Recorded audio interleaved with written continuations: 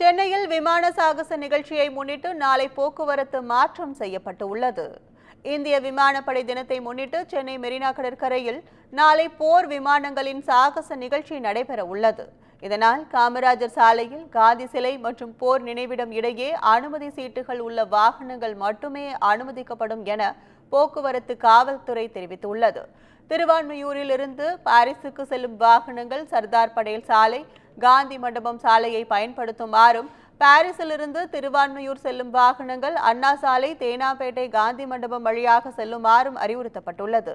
அண்ணா சிலையில் இருந்து எம்டிசி பேருந்துகள் வாலாஜா சாலை, திருவல்லிக்கேணி நெடுஞ்சாலை ரோடு, ரத்னா கஃபே சந்திப்பு, ஐஸ் ஹவுஸ் சந்திப்பு, டாக்டர் நடேசன் சாலை, ஆர்கே சாலை, மந்தவெளி, மயிலாப்பூர் வழியாக சென்று தங்கள் இலக்கை அடையலாம்.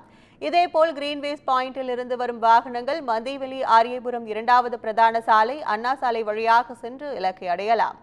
காமராஜர் சாலை, அண்ணா சாலை, சாந்தோம் நெடுஞ்சாலை, ஆர்கே சாலை, கத்தீட்ரல் மற்றும் வாலாஜா சாலையில் நாளை காலை 7 மணி முதல் மாலை 4 மணி வரை வணிக வாகனங்கள் செல்ல தடை விதிக்கப்பட்டுள்ளது.